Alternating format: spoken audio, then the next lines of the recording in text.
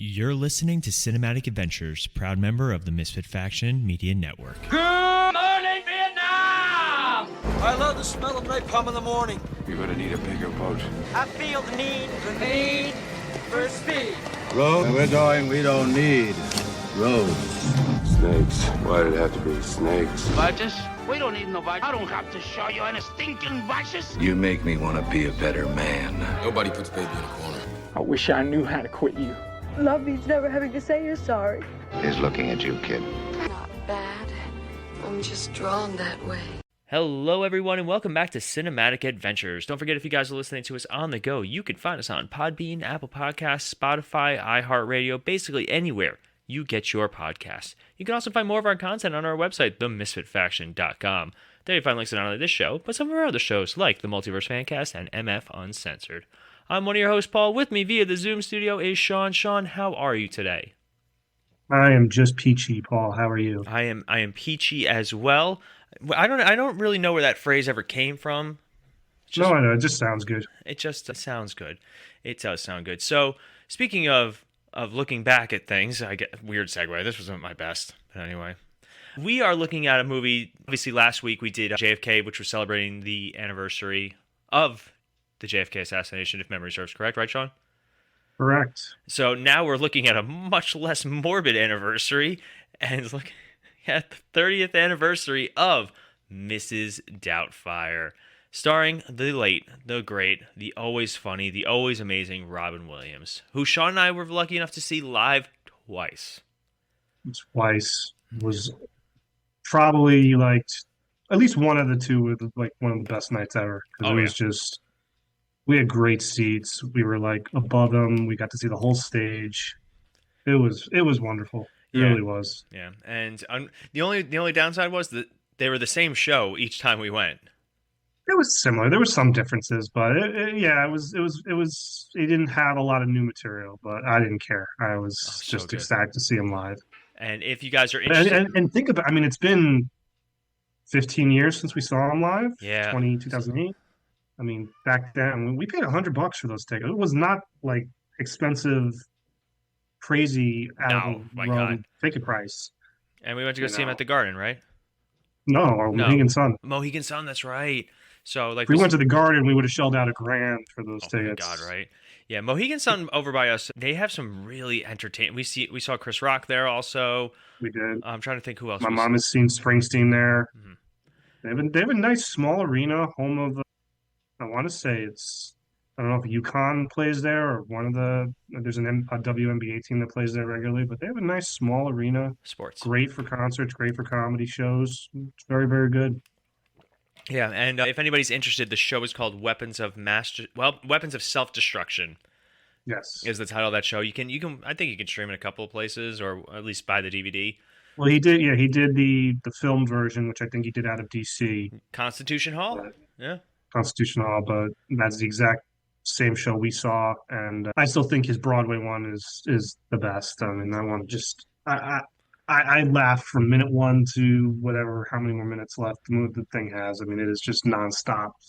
I'll never not laugh though, because there's a lot. He makes fun of Obama and Biden, and everything he says about Biden is pretty funny. And considering it was what did you say, 2008 and 2008, 2009, it was definitely, I think it was during the administration, obviously. Yeah, 2009.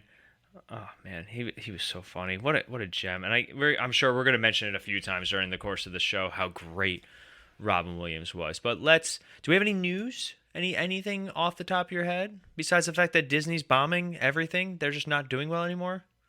Well, they're not doing with the movies. I mean, I think what just came out? Wish, or is coming out? I'm not hearing great things about Which Wish. is crazy because it's a Pixar movie. Oh no, it's not Pixar. No, it's not Pixar. It's not. It's their new their computer generated hand drawn. Yeah, it's the Wreck-It Ralph, Frozen. You know that mixed reviews from critics. It's only made $50 million of its $175 to $200 million budget. Yeah, unfortunately, movies are not. I mean, some movies are still doing really well. Like we're gonna talk about this movie. This movie killed it. But like more recently, Top Gun proved that people still want to go to the movies and see the movies. Oppenheimer, Barbie, all that stuff. So it's interesting. I don't know yet. We got to give it a little more time really to see in my opinion, what movies are making the money, what movies aren't. I don't know why these kids movies really haven't really hit it. I mean, Elemental started off very weak, and it was like people were predicting it to be one of the bombs of Disney, along with Lightyear, but it made its money. I mean, I think it was a matter of fact that there wasn't a lot of movies to go into the theater to take it out of the theater, so it just slowly made its money and ended up being a box office hit for them. But they haven't had that one hit where, like, in the weekend they grossed double their budget. They haven't had that since probably one of the last Marvel movies, like Doctor Strange or Guardians, probably. Guardians. Oh yeah, Guardians was probably one of their biggest ones this year. And I know Ant-Man and the Wasp did all right, but didn't blow anybody away. But now we got the Marvels is out, and it's doing okay, as from what I was told. But again, I have not seen it yet, which I blame all of you. It's annoying the crap out of you. It is annoying the crap out of me. I've never not seen a Marvel movie like its first week, and I blame you. How's it my fault? Because you can go to the movies without me. Excuse me. I'm allergic. I'm allergic to you being terrible. It's fine. That means you can't be in the same with Ronnie either. Who? There you go. Yeah, anyway. All right, so let's get started with this movie before I get more bitter. All right. So this movie was directed by the great Chris Columbus, and it stars Robin Williams, Sally Field, Pierce Brosnan, Harvey Fierstein, and Robert Prosky. And then obviously the kids, we got Matthew Lawrence, we have Lisa Jacob, and Mara Wilson in her first role. Yep. And then she would go on to be a very... Matilda. Yeah, Matilda was a big thing. And Matthew Lawrence would go on to a lot of other things. I don't think Lisa Jacob did too much afterwards. She was in Independence Day. Oh, and that's right. I don't know if she left acting or just really never her did much else. Her last movie was in 2000, and that was also the last time she did any sort of... Oh, she was in... Yeah, 2000 is kind of where she stopped working. Yeah. Huh. That's a shame. I blame you. It's your fault again. You need to just stop ruining people's lives. Yeah, I can't help it. That's fair. So, off the top of your head, when you think of this movie, what are some thoughts that come to mind? It is a sneaky, very serious movie. It is there are some tugging at your heartstrings moments in this movie that I think are some of the best that Robin Williams has done, that Chris Columbus has directed. I mean, because again, it might not be fair, but Chris Columbus, you think Home Alone, you think Harry Potter, you think very family-friendly films. And yes, this movie is very family-friendly, but it deals with divorce, it deals with bitterness amongst parents, what that does to the children.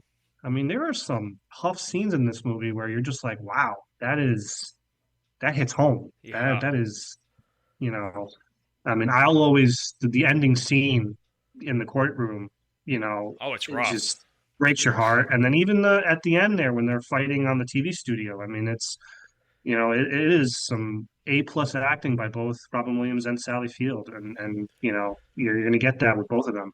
Yeah, people forget, Sally Field does a fantastic job in this movie. Oh my gosh, she's fantastic. First of all, she's just fantastic actress. Mm-hmm. I mean, she really is. And again, I know we give Robin Williams his due, but people forget just how good of an actor he is, or was, sadly. Yeah, I mean,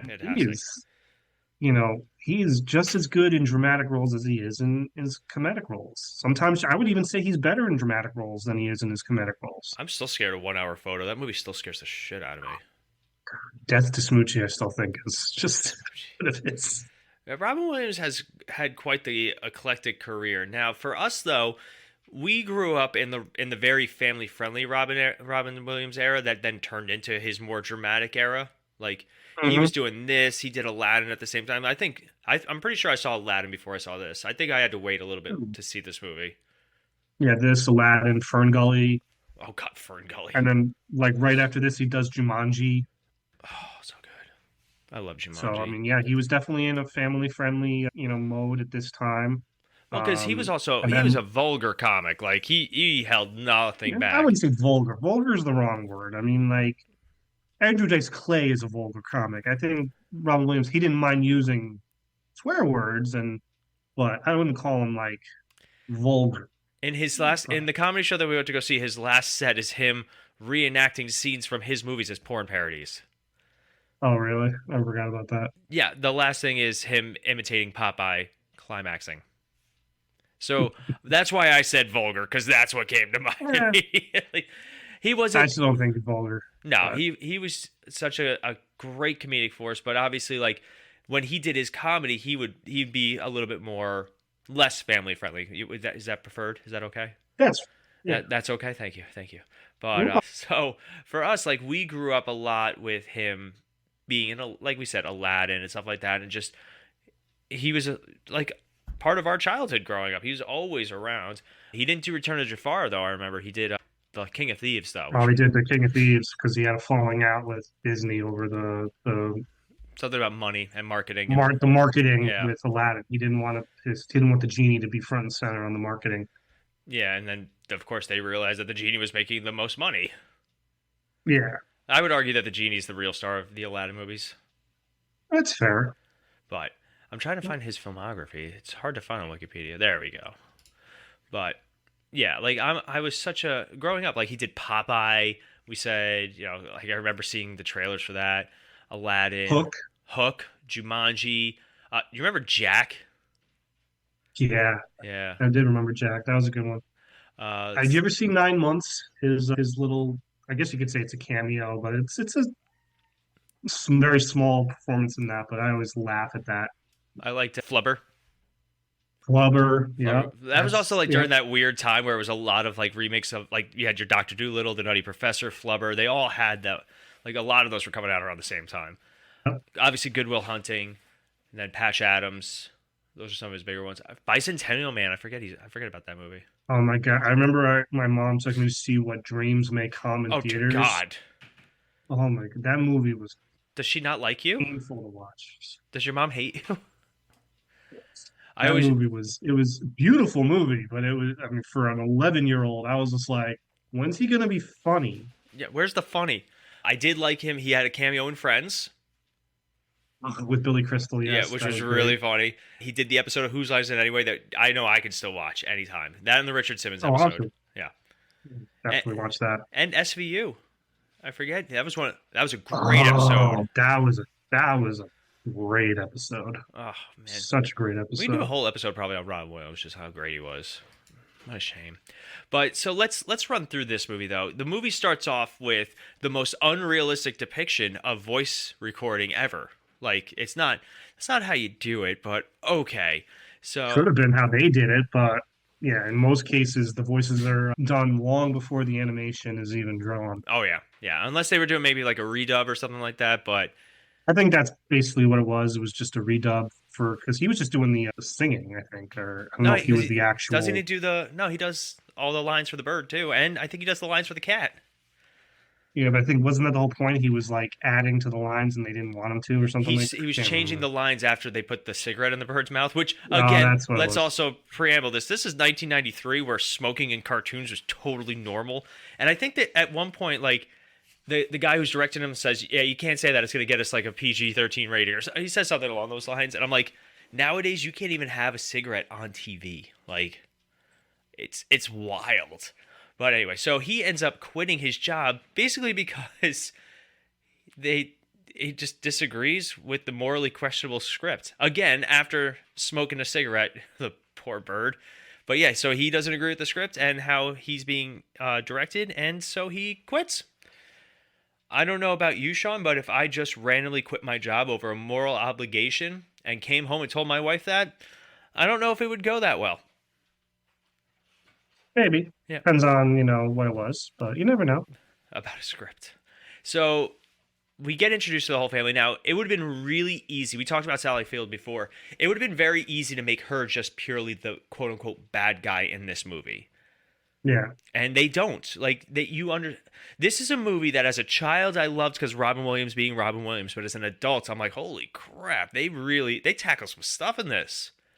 Yeah. I mean, you obviously you get a quick, very quick realization that the mother is, obviously in the business world. She's respected. I don't know if I would say powerful, but she's worked her way up in this business. And, Robin Williams is just kind of laid back and, voicing cartoon characters, seems to be a partier.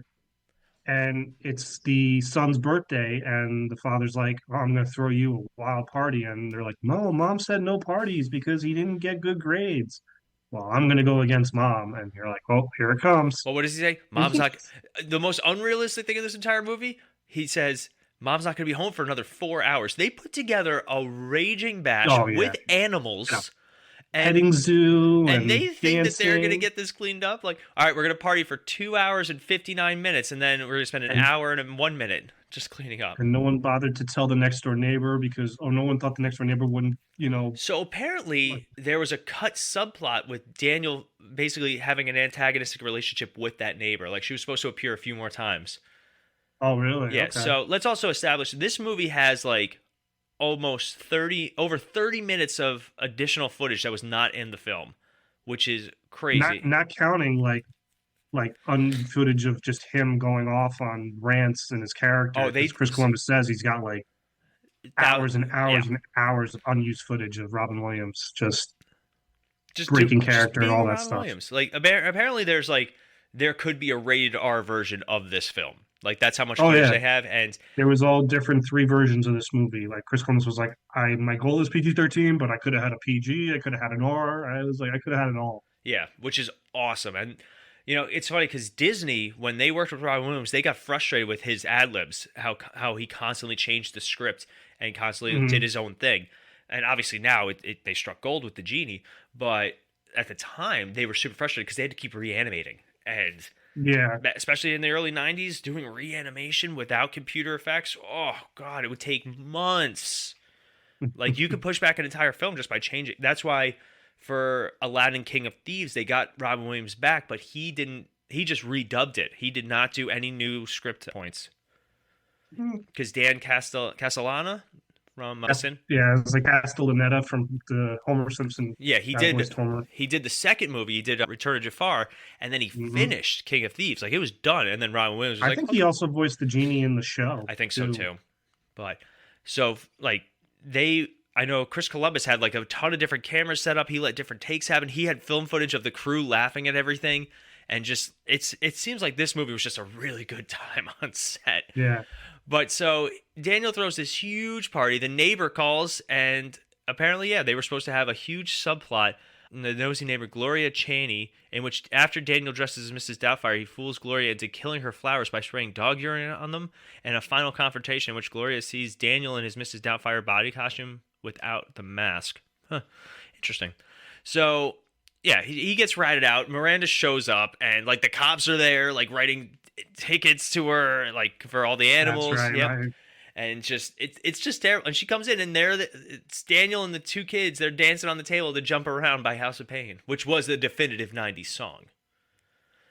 And yeah, I would probably I think I don't think any reasonable parent would not be mad at this. I mean, you get a sense clearly that the marriage had not been working for a long time. During their fight, he has his side of it. She has her side of it. Like, she's tired of being the bad parent. She's tired of him always being the good guy. And he's just like, what, ever since you started working for that company, you've become, just hard to live with.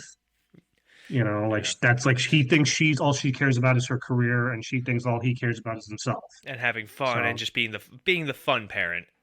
Yeah. So she springs on him that she wants a divorce. And even that scene is tough to watch because Robin Williams he's broken. He's like, they're fighting. They don't like, they're fighting at each other. But he's like, I love you. Like I don't want to I don't want to break up. Like, and the kids are watching too. You find out. Yeah, and then you cut to them in court, and the judge is obviously on Miranda's side. So he's like, well, you're gonna. In fairness, it's because Robin Williams has no job and he has nowhere he's going to live. Miranda was pretty much the breadwinner of the family. Like, I'm sure he did fine doing voiceovers, but Yeah, it's no, not. she's clearly the breadwinner, but he gets visitation rights every weekend It's or like every Saturday, every something like that. Saturday, and they'll share custody if he can find a steady job and a suitable residence within 3 months. So I'm Yeah. going to preamble this. I'm a child of divorce, like a lot of people are nowadays. So when my parents got divorced, I was super young, like 6 years old. So a lot of this stuff probably happened behind the scenes, and I have no idea. So watching this movie now, especially like as an adult who's married, and I grew up with step parents and all that, and very, very fortunate in my situation. But like, I watched this movie, I'm like, holy crap, this stuff resonates. This sucks. Yeah. But of course, we get the iconic scene of him going to get a job, and Hmm. he does voices, and it's Oh, just with the social worker. That was Mrs. What's her name? Oh God, it's gonna drive me crazy hold on. because she's only in two. Mrs. Sellner. Mrs. Sellner. Mrs. Sellner. Melanie still does the hello when he picks his face up after putting the cake on it. But so he gets a job, and he's just basically stocking, or he's shipping He's shipping out film canisters. Like at a he's TV like station. he's still high on his horse that he's an actor. He's like, oh, I'm an actor. I'll perform these, whatever. And the guy's just like, no, you're boxing them up, you're shipping them. That's it. That's all you do. Like, that's all you do. And what about those ones? You ship them. Oh, okay, I wasn't sure. Oh God, he's so After funny. you box them, you ship them. Oh, good. But so now we find out that Miranda's looking for a housekeeper, and Hmm. Daniel, like, not at first, his intentions are a little bit more altruistic. Like, how about I just do it? Like, I can. She's like, no. Which, Yeah, yeah, she comes to pick the kids up at his new apartment, and it's mess. He hasn't unpacked much. He's they're eating Chinese food out of the eating things. Chinese food because he doesn't know how to cook. So and she's obviously giving him grief about it, or she's gloating that, like, yeah, okay, you're really setting yourself up here, man. Like, you think you're gonna share custody with me? Good luck. Yeah. So he alters the ad, which is because that's how Yeah. they used to do it. They used to do paper ads, and you would fill out a card and all that stuff. So he starts I never got this as a child. I didn't understand what he was doing. I thought he was just messing with her. But then he calls her a few times as like different characters, just to be like, look at how terrible everybody is. And then, like, now I'm going to come in with this perfect example of a lady and go from there. And some of it's a little dated. Let's not lie. Some of the stuff in this movie is a little dated, especially with You're back in your cell. Don't make me get the hose. hello. I used to be one. But anyway, yeah, this movie, some of it, Sean's laughing behind the camera. Yeah, so he creates this character called Mrs. Doubtfire. How do you say the first name? Euphegenia? Euphegenia Doubtfire. Which Don't is, ask me where the Euphegenia comes from. I don't know if I always kept looking, like, because obviously he pulls a newspaper article and it says something like police Doubtfire was accidental, and that he pulls those two words. And his brother and his brother's partner are makeup effect artists. Which is cool, and I like Harvey Fierstein. I think he's always really funny whenever he's in. He's great. So they decide they're going to help him turn into a woman, an elderly British woman, and they This was always my favorite part when I was younger, when they put they set him up with the different looks, and he's got like the long red black hair. hair with the 9-inch red nails, and he goes, "I think this will be too much for the kids, no?" The Moyle joke, I don't know how they got that one through the censors. I think they didn't know what he was talking about, because something about buying candy from a Moyle because it's too chewy. Yeah, gross. Oh, the old lady with the nose, and then he's got the Barbra Streisand look. Yeah, matchmaker, make me. Yeah, the whole scene is hilarious. But then they decide that they're going to do a full prosthetic face, which I just love the line. I love the line. He goes, "Older? You mean Shirley MacLaine older, or Shelley Winters older?" And he goes, "What's the difference?" It's like more Scotch tape and red hair dye. He goes, "What about Joan Collins?" He goes, "I don't have the strength for that." It's a very funny scene. Ironically, Harvey Feinstein and the guy who plays his partner are only in 2 scenes in the entire movie. Pretty much, yeah. It's that major scene, and then I think you see Harvey Firestein one more time when he gets the replacement mask. But after that, yeah, no, they you don't see him again. I feel like there's another scene where like Daniel's all depressed, maybe in the beginning of the movie before this scene. In the beginning, you Yeah. see him because he's staying over there, and he's talking to his mom on the phone. Yeah. Oh God, I can't imagine Yeah. that conversation. But so Mrs. Doubtfire makes her grand appearance. Apparently, it took 4 hours for them to apply that Yeah. makeup, which isn't too bad. And we don't see it until he shows up at the door of the house. So like they hide him when they decide that makeup is good. You only see him from the back, so it's Any closer and a nice reveal. Yeah. Apparently, Robin Williams would run errands and walk around the streets of San Francisco in full Mrs. Doubtfire attire, including going to sex shops and buying sex items like dildos and adult erotica, or smut as it is currently called. But yeah, so smut. So he shows up, and it's weird how he immediately goes into very strong, like making the kids do their chores and all that stuff. Throws the remote control into the fishbowl, which was a great shot. Like he's putting on an act. I don't know if you don't get a sense if it's an act at first or if he's generally like, okay, I got to be more stern with them. Like if he's doing it for his sake, or he's just, again, I think he's just putting on a character. Yeah. But yeah, no, that first meeting, and then I love how he starts to cook. This is starting to cook dinner, and he has no idea what he's doing. So apparently, not only did he actually hurt himself during that, like he burned his hand really bad, grabbing one of the top of the spoon. No, the spoon. Apparently, originally the spoon was metal. Yeah, so it heated up. But yeah, apparently they lost their minds at the whole "my first day as a woman, I'm getting hot flashes." That's probably one of them. Like, it smells like burnt rubber in here. God, it's hot here. He's talking to himself in a adorable voice too, which is funnier. So great. Oh really God! Is. But so he ends up to be a crew member on that. I can only imagine that was just how people couldn't hold it in, how the laughter, all that stuff. Yeah, and then he orders out from this like fanciest restaurant ever. And I always found this hysterical because he's running out of time, and he orders out from this restaurant. But did he clean up the hot mess of stuff in the kitchen? Did he ever do that? Probably not.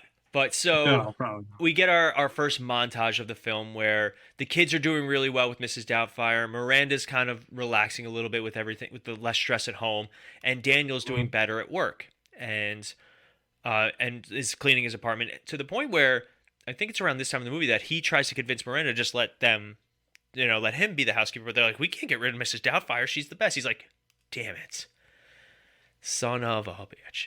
But anyway, so he ends up going home, and he gets surprised by the Mrs. Sumner character because she's obviously got to come and check on Daniel to make sure he's abiding by the judge's ruling. I'm his sister. So we have this hysterical back and forth because she's like, "Who are you?" And he goes, "Oh, I'm Daniel's sister." We find out later that Daniel doesn't even have a sister.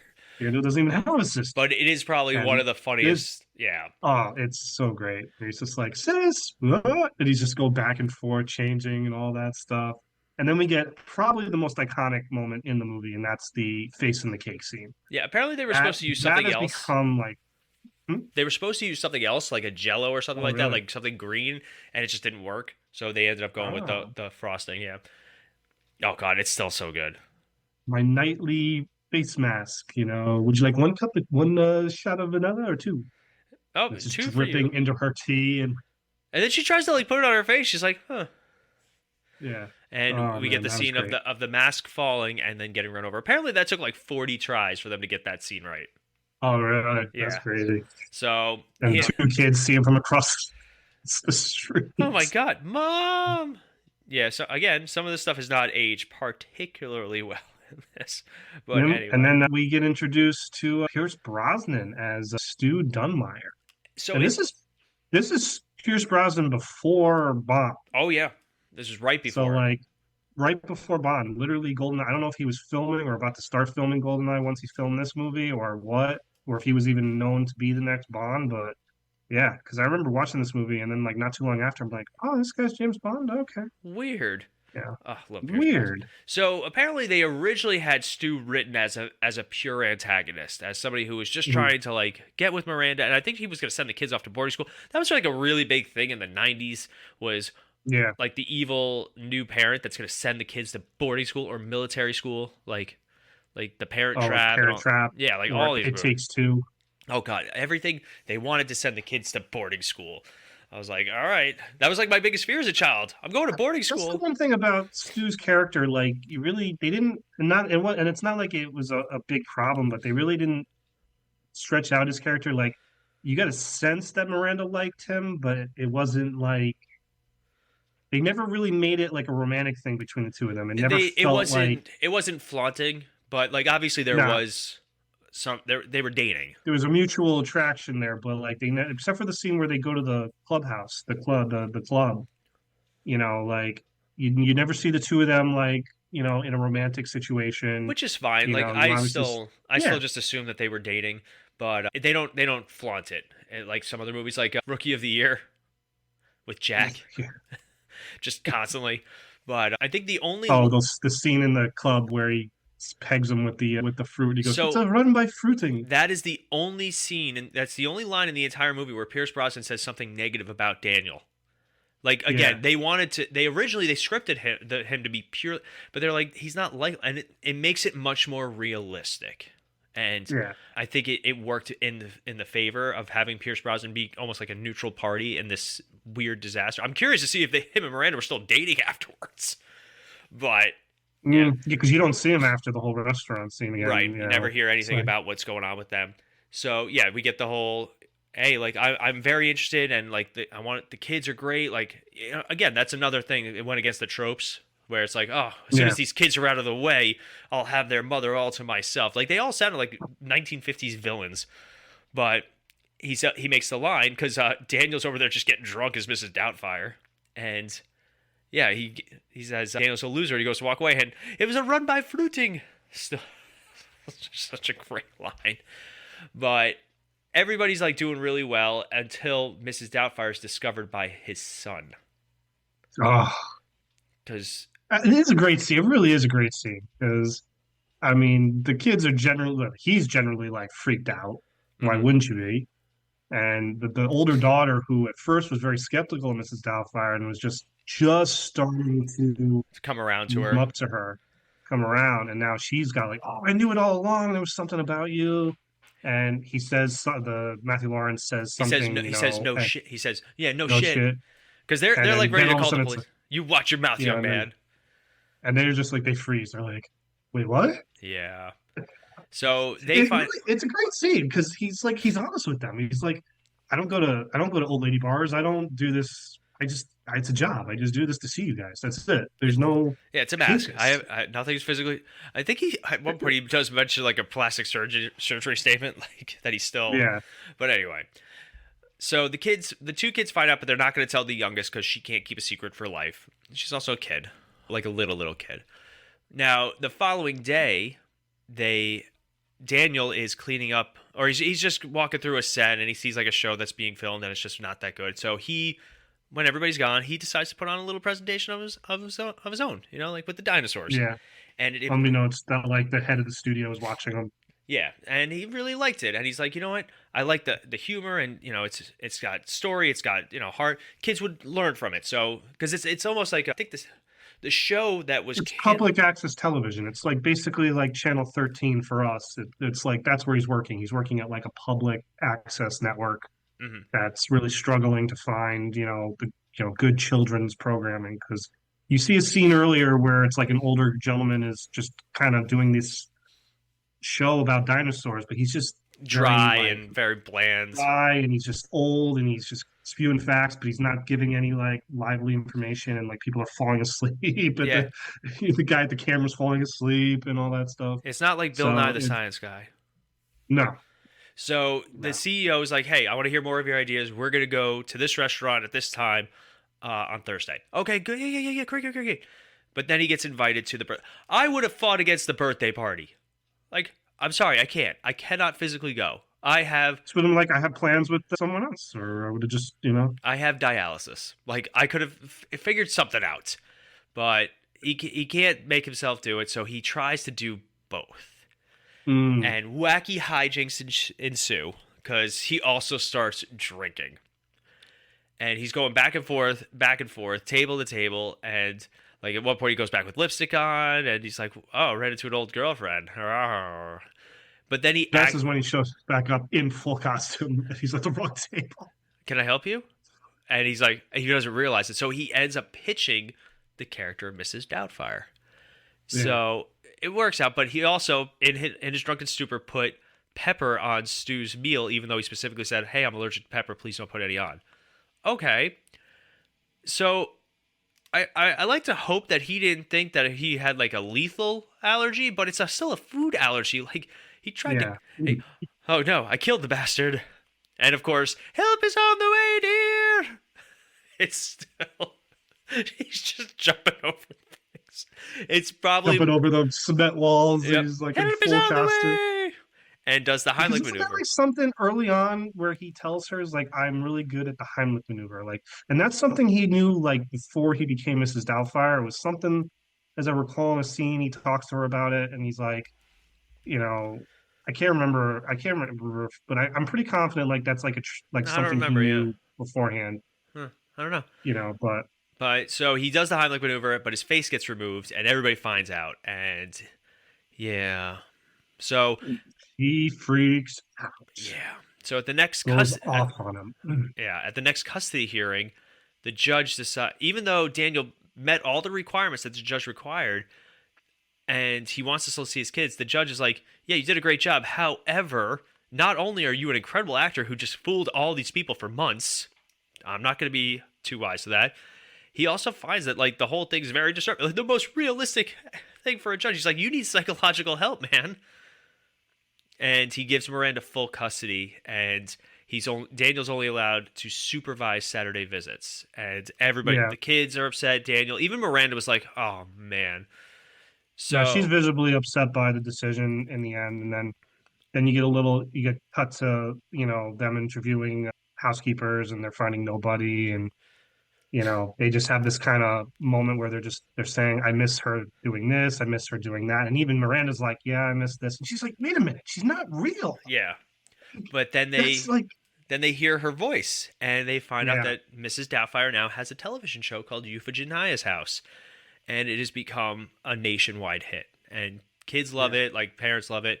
So Miranda goes to visit, and she's like, "We've been watching, every day. It's like having you back in the house." And they argue too, like this movie could have easily put them back together, like as the trope would go. No, that is true, and that I thought that was a great move on part of the movie. That it shows that no, there is no happy ending in terms of the parents getting back together, but it shows that a happy medium can be made. Yeah, I think they even say they're like, we'll be okay, but it's for the kids. I love the back and forth between them in this scene, and Robin Williams is generally like, "I hate you right now." Like, do you have any idea what it's like to have somebody in a room watching me, thinking that I'm going to do something to these kids, that I'm going to, run away with them, or I'm going to do something horrible to them? Like, do you get what that's like? So apparently there was a deleted scene that took place at, what was it? At a spelling bee, at Lydia's spelling bee competition. There's a confrontation between Miranda and Daniel after the identity was revealed at the restaurant. And apparently, that like they had a huge fight there, but they cut it out. So they decide to not only share custody, but also have Daniel come and watch the kids after school every day, like he originally wanted. And I guess the mom talked to the judge and worked that out. And I do like how at the end, he takes the kids, but Miranda sees an episode of the show where Mrs. Doubtfire gets a letter about a kid whose parents are getting divorced, and it rounds out the movie very nicely for me. Yeah. But that's Mrs. Doubtfire. It is fantastic. It is such a good movie. It still holds up exceptionally well, even though 30 years later, man, like 30 years later, I mean, there was always talks of a sequel for years. I mean, prior to Robin Williams' death, obviously. I mean, you would always hear like, "Oh, the script's in place for Mrs. Doubtfire 2. And again, it was one of those movies where it's like, you don't need a sequel to this movie. You really don't. Like, why do that? Like, so I'm glad they ended up not doing anything more with the character because I just thought it's one of those single movies that you love and you don't need any more of that. And I like how, unfortunately, Robin Williams did pass away in 2014. I think it was around that time. Are you serious? It's almost been 10 years. Yeah, it's something like that. And Chris Columbus said, like, they had all these ideas, but you can't do this movie without Robin Williams. And I respect that. I really, truly do. It really has been. In August of 2024, it'll be 10 years since he passed away. Like, It's that wild. blows my mind. But I'm glad that they're like, hey, like, this was Robin Williams. You can't remake it. Like, you can't do something. Just let it be. Like, let it just be as good of a movie as it was. They adapted Miss Doubtfire to Broadway into a Broadway musical. Right. Sadly, it hit right as COVID obviously happened, so it only was on Broadway for like 83 performances, which sounds like not a lot, which really it isn't. It's basically like 6 months. Mm-hmm. But I mean, it got decent reviews, from what I hear. But sadly, I don't think it could get back after the pandemic happened. Yeah, and no, this is definitely one of those movies that just you laugh, tugs at your heartstrings, and it's just an overall really good movie. Really good movie. On a budget of $25 million, it walked away with $441.3 million. That's huge, especially in 1993. And it's one of those movies. It was the second highest grossing film in 1993 behind Jurassic Park. Yeah, which is wild to think. That's crazy. I mean, that's crazy when you think about it. It got mixed reviews. This small movie. Yeah, it got mixed reviews when it was released, but it's improved. It's one of those movies that has gotten better with time. And unfortunately, I hope we eventually do see some of the deleted like some of the other things, like a lot of the deleted scenes and the what. If there was an R cut of the film, I would have loved it. Yeah, Chris Columbus has said that he's been trying to pitch a documentary to make about the movie because he's got so much behind the scenes footage and so much just footage of Robin Williams, riffing and all that stuff that he wants to try and make a documentary out of it. But I'd watch it. I don't know if he's going to do it on his own or if he's going to get Fox behind him to fund it. I'm sure they would in a heartbeat. That would make money. But... So well, Disney has the rights to this movie. Oh yeah, that's right. I wonder if that's where you can stream it. That's a good. I don't think you can. I don't know if you even can stream Mrs. Doubtfire now that I think about it. I've never really noticed if it's on any of the streamers. Let's find out. There we go. Yeah, no, that's whoever finds out first wins. It's on the Roku channel. Oh, stupid.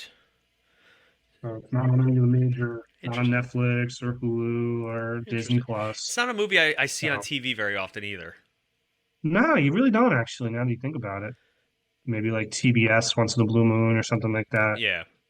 But Star City rating? I'm going to give it a 4.5. Ooh, very nice. It is a solid movie. It's hard to find anything wrong with this movie. I agree. I think I'll go with you on that 4.5. I think it's one of Chris Columbus's best movies. Oh, absolutely. I mean, but it's one of those movies that benefited from the director and the talent understanding each other to a point, to the best point. Like, it could have been very easy for the director to be like, you're doing it this way, and that's it. Like, but for Robin Williams is a force of nature. You couldn't just control him, and you need the right director to pull the right emotion out of him. So, yeah, once you get Robin Williams started, though, like, there was no stopping him. It was awesome. But if you guys would like to interact with us a little bit more, no Fan Feedback Friday, because this past week was Thanksgiving and Black Friday, and I totally forgot, I'll be honest. But if that Disney, you did the Disney one. We didn't remember from the previous week. Did I? Well, because remember when we did JFK? That's right. All right, so yes, we do have Fan Feedback Friday. Excuse me, I am the worst. So it was, you can only keep one Disney song, and which one will it be? So the choices were Zero to Hero from Hercules, I'll Make a Man Out of You from Mulan, Hakuna Matata from The Lion King, Eye to Eye from a Goofy Movie, A Whole New World from Aladdin, Under the Sea from Little Mermaid, The Bells of Notre Dame from The Hunchback of Notre Dame, and Colors of the Wind from Pocahontas. Oh my God, that was so much talking. All right, so we have one vote for Eye to Eye. We have one vote for A Whole New World. We have one vote for Under the Sea. We have one vote for I'll Make a Man Out of You, and one vote for Zero to Hero. Bless my soul, Herc is on a roll. That's awesome. But yeah, nobody voted for Notre Dame or Hakuna Matata.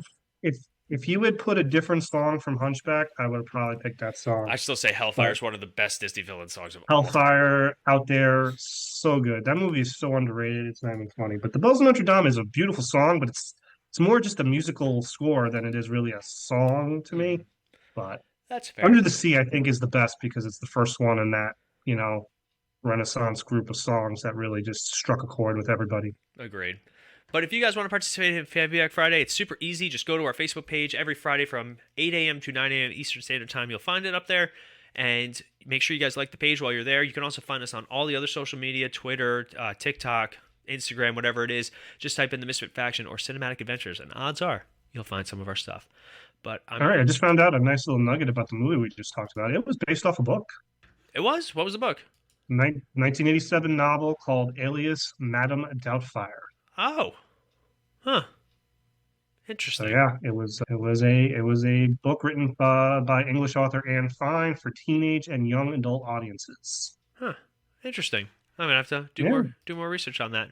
But with that in mind, that is going to wrap us up for today. As always, I'm Paul. I'm Sean. And we'll see you guys the next time. Have a good one.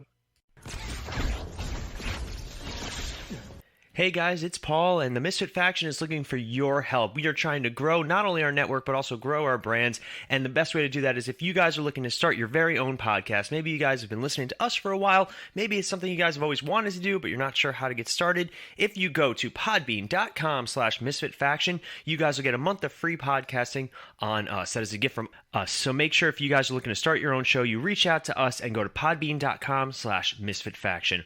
Also, maybe you guys have your own online business or service that you're always looking to grow, and advertising is a very big part of that. If you guys go to sponsorship.podbean.com/misfitfaction, you guys can get $100 worth of free advertising, again, as a thank you from us to you guys. That's sponsorship.podbean.com/misfitfaction.